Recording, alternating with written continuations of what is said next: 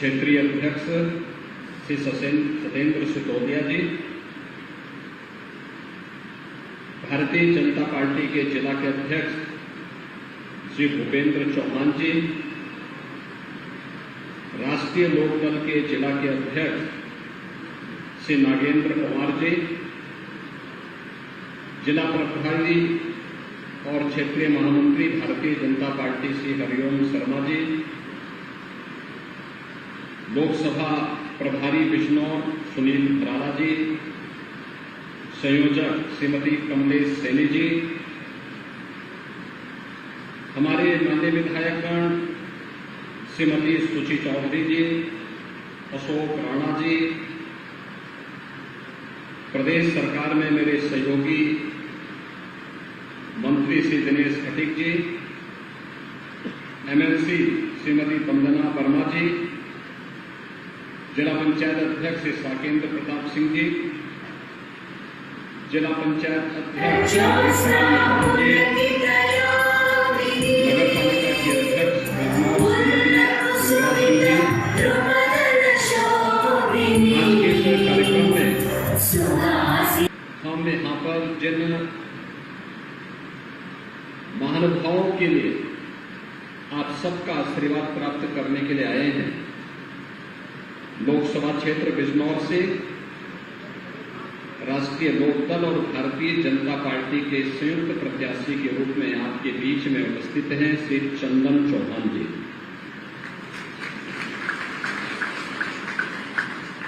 इस बार उनके माथे पे चंदन जरूर लगना चाहिए।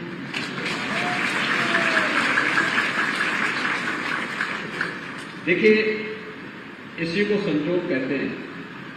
उनके पिताजी भी भारतीय जनता पार्टी और राष्ट्रीय लोकदल के ही गठबंधन से चुनाव जीत करके यहां से गए और मैं विश्वास के साथ कह सकता हूं, जैसे ही चंदन चौहान का नाम घोषित हुआ तो मैंने कहा देखो ये सीट हमारी 100% श्योर हो गई।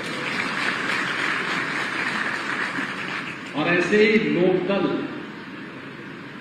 के सहयोग से भारतीय जनता पार्टी नगीना लोकसभा सीट जीती कि वहां से नेटवर्क से हमारे विधायक हैं श्री ओम कुमार जी, लोकप्रिय विधायक हैं, जनता के बीच में रहे रहते हैं, लगातार जनहित से जुड़े हुए मुद्दों पर काम करते हैं। आज पार्टी ने उन्हें नगीना लोकसभा सीट से अपना प्रत्याशी बनाया है। आपका आशीर्वाद उन्हें भी प्राप्त हो, इस दृष्टि से प्रबुद्ध जनों के बीच में हम दोनों प्रत्याशियों का परिचय कराने के लिए मुझे स्वयं आना पड़ा। अभी नामांकन की प्रक्रिया संपन्न हुई है और नामांकन की प्रक्रिया संपन्न होने के बाद हम लोग पहले चरण में प्रबुद्ध जनों के बीच में जा रहे हैं। प्रबुद्ध जनों के बीच में जाने के साथ फिर हमारे बूथ स्तर की मीटिंगें चल रही हैं, लेकिन बूथ स्तर के सम्मेलन भी होंगे और बाद में जनसभाएं भी हमारी प्रारंभ होने जा रही हैं। प्रबुद्ध जनों के पास मैं इसलिए आया हूं क्योंकि आप समाज की ओपिनियन लेकर हैं। समाज का जो नेतृत्व वर्ग है, आप मार्गदर्शन करते हैं, आप उसे लीड करते हैं। कोई अधिवक्ता है, कोई चिकित्सक है, कोई शिक्षक है, कोई व्यापारी है, कोई हस्तशिल्पी है, कोई कारीगर है, कोई महिला सशक्तिकरण के लिए कार्य कर रहा है, कोई पर्यावरण के लिए कार्य कर रहा है। जीवन के अलग अलग क्षेत्र में कार्य करने वाला जो नेतृत्व वर्ग है, वह नेतृत्व वर्ग केवल मंच पर बैठा हुआ समुदाय ही नेतृत्व वर्ग नहीं है, ये पॉलिटिकल नेतृत्व देता है। लेकिन सामाजिक नेतृत्व अलग अलग सेक्टर में जो नेतृत्व दे रहा है, वह सामने आप सभी बैठे हुए हैं। आपकी बातों पर जनता जनार्दन विश्वास करती है। आप समाज को मोटिवेशन की ओर अग्रसर करते हैं। आप बताते हैं कि ऐसे होना चाहिए, ये होता है, और लोग उसका अनुसरण करते हैं। तो इसलिए चुनाव के अन्य कार्यक्रम हमारे प्रारंभ हो सके, हमारे प्रत्याशियों ने नामांकन किया तो मैंने कहा सबसे पहले प्रबुद्ध जनों से हम आशीर्वाद लेते हैं। आपकी भूमिका समाज में ऐसे ही है जैसे प्राचीन काल में ऋषि मुनियों की हुआ करती थी, वही आपकी भूमिका है, क्योंकि वहां भी उस समय का प्रबुद्ध जन था और ये महात्मा विदुर की धरती है। तो महात्मा विदुर की धरती पर आपका आशीर्वाद हमारे दोनों प्रत्याशियों को प्राप्त होगा। बहनों और भाइयों, जब मैं बिजनौर की बात देखता हूं, वास्तव में मुझे लगता है कि इस जनपद के साथ जितना न्याय होना चाहिए था उतना हो नहीं पाया। और इसीलिए आप याद करते होंगे, पहले कहा जाता था कि कोई मुख्यमंत्री बिजनौर आएगा तो उसकी छुट्टी तय है। मैंने कहा देखो मैं बिजनौर जाऊंगा जरूर, और मैं इसीलिए बिजनौर आया था। फिर किसी ने मुझे कहा कि यहां रात्रि को नहीं रुकना चाहिए। मैंने कहा रात्रि को भी रुकूंगा, और मैं ही बिजनौर के गेस्ट हाउस में रुकता था। रात्रि को मैंने विदुर कुटिया का भ्रमण भी किया था, और उस समय यहां के प्रबुद्ध जनों के साथ मैंने एक संवाद बनाया था। लगभग 50 के आसपास प्रबुद्ध जन आए थे, उनके साथ मैंने एक संवाद बनाया था कि वे क्या कर रहे हैं। इसमें कृषि के क्षेत्र में भी जिन्होंने प्रगतिशील किसान भी थे, शिक्षक भी थे, चिकित्सक भी थे, अधिवक्ता भी थे, व्यापारी भी थे, अलग अलग तबके के लोग थे। कितना पोटेंशियल है जनपद में, मैं देखकर हो सकता किस तथ्य को कभी भी सामने रखने का प्रयास नहीं किया गया। लेकिन हमारे स्तर पर जो हमारे माननीय जनप्रतिनिधिगण जो प्रस्ताव लाते थे, इन्होंने मुझसे कहा कि बिजनौर में मेडिकल कॉलेज होना चाहिए। हमने कहा एकदम मेडिकल कॉलेज वहां के लिए होना चाहिए, क्योंकि मैं भी इसका पक्ष हूं। इतना बड़ा जनपद, मेडिकल कॉलेज नहीं। हम लोग आए और हमने आपकी विरासत के साथ जोड़ते हुए भारत के दिखे, क्योंकि बिजनौर की जब हम बात करते हैं तो बिजनौर केवल बिजनौर नहीं है, यह भारत के इतिहास की भूमि है। भारत की पहचान इस बिजनौर जनपद से बनती है। महात्मा विदुर उसके अग्रिम पंक्ति के उन ऋषि मुनियों की परंपरा में आते हैं जिन्होंने उस कालखंड में भी सच बोलने की, सत्य बोलने की हिम्मत दिखाई थी, और उसके लिए उनको उपेक्षा झेलना पड़ा। लेकिन वे अपने मार्ग से विचलित नहीं हुए, और उस सत्य को बोलने वाली इस धरती पर, जिसको मां गंगा का आशीर्वाद, यूपी के अंदर तो मां गंगा बिजनौर जनपद से ही प्रारंभ होकर के बलिया तक पहुंचती है। देश के अंदर मां गंगा का सर्वाधिक आशीर्वाद हमारे प्रदेश उत्तर प्रदेश को प्राप्त होता है, और उत्तर प्रदेश को जो आशीर्वाद प्राप्त होता है, इसीलिए हमने कहा महात्मा विदुर के नाम पे मेडिकल कॉलेज बनना चाहिए।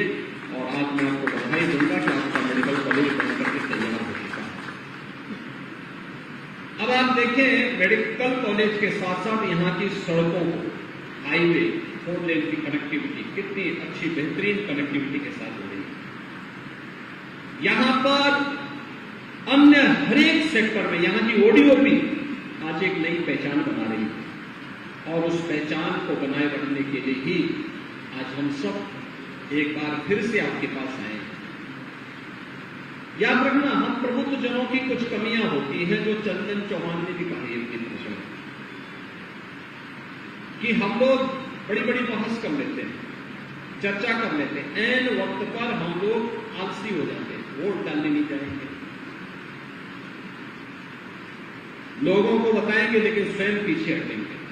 और आपका तो पहले ही चरण में मतदान होना है, इसलिए पहले स्वयं मतदान करना और औरों को भी मतदान करने के लिए तैयार होना, ये जरूर करना काम के लिए होना। दूसरा, अपने वोट की कीमत को पहचानना और लोगों को उसके लिए तैयार करना। याद करिए, आपका वोट अन्य लोगों के साथ में जाता था, तो बिजनौर अपनी पहचान के लिए मुमताज होता था। आपका वोट सही दिशा में गया तो विरासत भी और विकास का भी एक बेहतरीन उदाहरण महात्मा बुद्ध मेडिकल कॉलेज के रूप में बिजनौर राज्यों को प्राप्त हो गया। यानी हर एक स्तर पर कैसे परिवर्तन देखने को मिला है, यह आज हम सब यहां पर देख सकते हैं। यानी एक वोट की कीमत क्या होती है? गलत हाथों में वह वोट जाता है तो अराजकता फैलती है, और सही दिशा में जाता है, सही पार्टी को जाता है तो वह देश को एक नई ऊंचाई की ओर लेकर के आपकी आस्था का सम्मान कर देता है। आप मुझे बताइए कि अगर मोदी जी के नेतृत्व में सरकार नहीं होती और केंद्र और राज्य में सरकार नहीं होती तो क्या अयोध्या में रामलला का भव्य मंदिर का निर्माण हो पाया होता? क्या आप मुझे बताओ, मोदी जी प्रधानमंत्री हैं तो देखो उत्तर प्रदेश का गौरव भी किस रूप में बढ़ता। अभी चौधरी साहब को भारत रत्न के सम्मान से सम्मानित किया गया। चौधरी साहब को यह सम्मान बहुत पहले मिल जाना चाहिए था, बहुत पहले मिल जाना चाहिए था। भारत की नब्ज को अगर भारत के किसी राजनेता ने उस कालखंड में सही तरीके से पहचाना था तो वह नाम था चौधरी चरण सिंह जी का, जिन्होंने कहा था कि भारत की प्रगति का मार्ग देश के खेतों और खलिहानों से होकर के जाता है। अन्नदाता किसान, जिस देश में 70 से लेकर 75% आबादी खेती बाड़ी पर निर्भर करती हो, वो किसान सरकार के एजेंडे का हिस्सा नहीं था। और पहली बार हुआ कि प्रधानमंत्री मोदी जी ने चौधरी साहब के सपने को साकार करने के लिए अपने एजेंडे का हिस्सा, शासन के एजेंडे का हिस्सा अन्नदाता किसानों को बनाया। और जब उसके परिणाम आने प्रारंभ हुए तो भारत रत्न का सम्मान चौधरी साहब को भी लेकर के चौधरी साहब के माध्यम से न केवल पश्चिमी उत्तर प्रदेश बल्कि पूरा उत्तर प्रदेश गौरवान्वित है, क्योंकि चौधरी साहब का संबंध उत्तर प्रदेश से था और उत्तर प्रदेश के मुख्यमंत्री के रूप में भी उन्होंने देश को अपनी अमूल्य सेवाएं दी। इसलिए मैं आज के इस अवसर पर आप सबको इस बात की भी बधाई देता हूं, प्रधानमंत्री मोदी जी के प्रति आभार व्यक्त करता हूं कि चौधरी साहब को उन्होंने भारत रत्न का सम्मान देकर के न केवल पश्चिमी उत्तर प्रदेश को, किसानों को, बल्कि पूरे उत्तर प्रदेश के गौरव को बढ़ाने का काम किया है। इसके लिए हम सब उनके प्रति आभारी हैं। मैं जो कह रहा था कि एक वोट प्रदेश को और देश को अराजकता की ओर भी ले जाता है जब गलत हाथों में जाता है, लेकिन जब सही पार्टी को जाता है तो वही वोट देश की तकदीर और तस्वीर को बदल करके रख देता है। क्या हालत थी 2014 के पहले देश की? कहां जा रहा था देश? अविश्वास था। देश की सीमाएं सुरक्षित थी। दुनिया के अंदर भारत की छवि बहुत खराब थी। भारत के पासपोर्ट की कोई कीमत नहीं रह गई थी। विकास के कार्य ठप से पड़ गए थे। कॉमनवेल्थ गेम्स दिल्ली में हुआ था और गेम्स संपन्न हो गए, तब तक कार्य पूरे नहीं हो पाए थे। व्यापक भ्रष्टाचार फैला था और उस समय किस किस प्रकार की जांचें बैठी थी, कौन नहीं जानता इन बातों को। लेकिन गलत हाथों में जनता ने नेतृत्व दिया था तो उस समय दुर्गति हो रही थी। 2014 का भारत वैश्विक मंच पर भारत का सम्मान बढ़ा है। देश की सीमाएं सुरक्षित नहीं है। क्या आज भी क्या कोई भारत की सीमा में घुसपैठ करने का तो साहस कर पाएगा? क्या नहीं कर सकता। कश्मीर में धारा 370 समाप्त हो गई। हम बचपन से नारा लगाते थे, भाजपा के लोग और जनसंघ के लोग नारा लगाते थे, एक देश में दो प्रधान, दो विधान, दो निशान नहीं चलेंगे।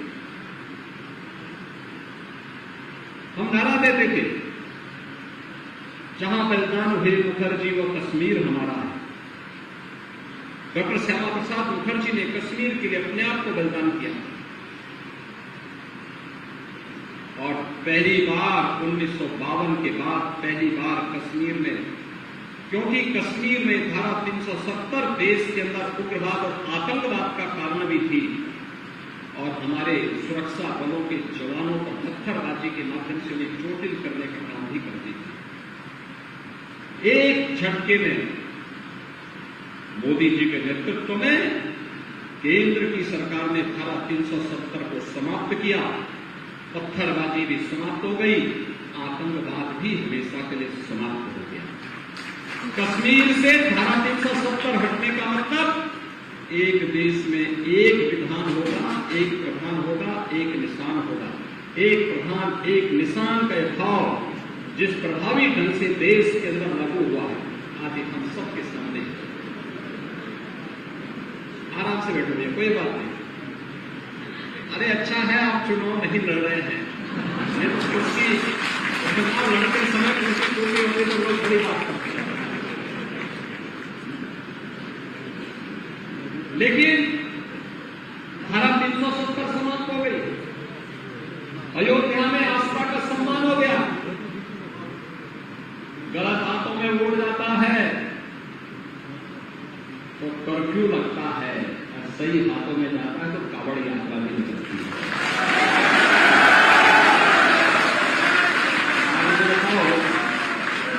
अन्नदाता किसानों का सम्मान, ऋण माफी से लेकर के कृषि सिंचाई योजना से लेकर के और प्रधानमंत्री किसान सम्मान निधि तक, गन्ना मूल्य का भुगतान हो या फिर धान और गेहूं का क्रय।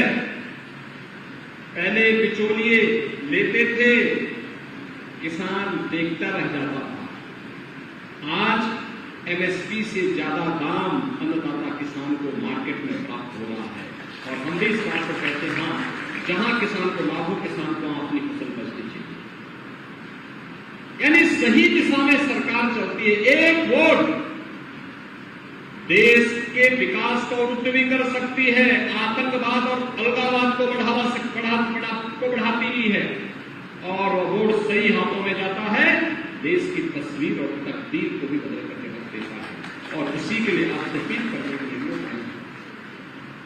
आपने कमोबेश दोनों सभी लोगों को देखा है। समाजवादी पार्टी को भी, बहुजन समाजवादी पार्टी को भी प्रदेश के अंदर शासन करते हुए देखा है और कांग्रेस ने तो लंबे समय तक देश के अंदर शासन किया। आपने सबके कार्यकाल को देखा है, इसलिए कोई ये नहीं कह सकता कि साहब हमें मौका दीजिए।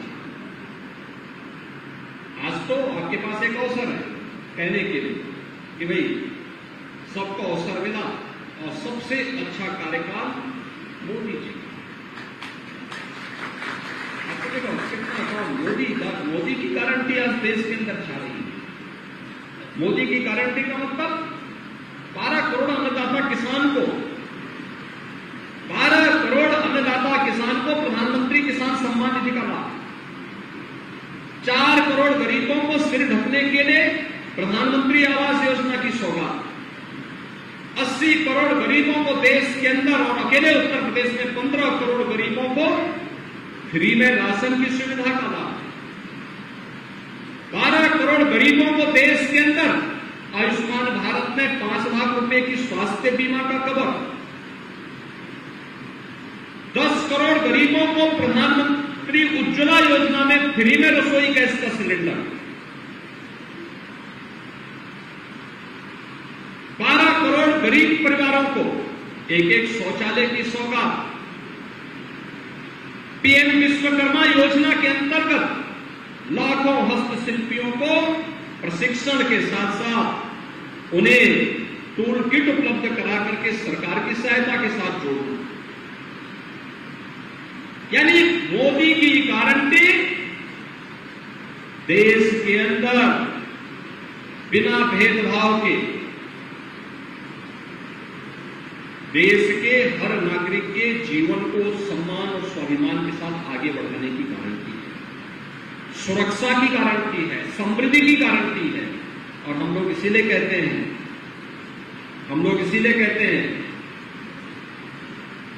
कि मोदी जी के लिए देश प्रथम है। कुछ लोगों के लिए अपना परिवार महत्वपूर्ण होगा, लेकिन मोदी जी के लिए 140 करोड़ का भारत ही उनका परिवार है। 140 करोड़ लोगों को दिन रात एक कार्य करना, और वह कार्य के तहत आज हम सब जुड़ करके इस अभियान के साथ जुड़े हुए हैं। और इसीलिए मैं सबसे अपील करने को आया कि यह बात समाज को बताने की आवश्यकता है। प्रदेश हो या देश, लोग वही थे, देश वही है, प्रदेश वही है, केवल सरकार बदली और कार्यशैली बदली। आज आप देख रहे होंगे, आज यूपी में कर्फ्यू भी नहीं है, दंगा भी नहीं है। आज यूपी में बेटी और व्यापारी दोनों सुरक्षित है। पर्व और त्योहार शांतिपूर्ण तरीके से मनाए जा रहे हैं, कहीं कोई अराजकता नहीं है। अयोध्या धाम में आप देख रहे होंगे, और काशी में, काशी विश्वनाथ धाम में अब तक 2 करोड़ लोगों ने पिछले 2 महीनों के अंदर दर्शन कर लिया। उत्तर प्रदेश में पहले लोग नहीं आना चाहते थे, आज पूरा देश आने के लिए आपको दिखाई दे रहा है। प्रतिदिन अयोध्या में 1 लाख, 1.5 लाख, 2 लाख तक श्रद्धालु आ रहे हैं दर्शन करने के। ऐसे ही काशी में भी इतने लोग प्रतिदिन आ रहे हैं। अनुमान करिए, जहां पहले कोई नाम सुन के डरता था, आज लाखों की संख्या में आ रहे हैं लोग, दर्शन कर रहे हैं, सुरक्षित माहौल में वापस जा रहे हैं।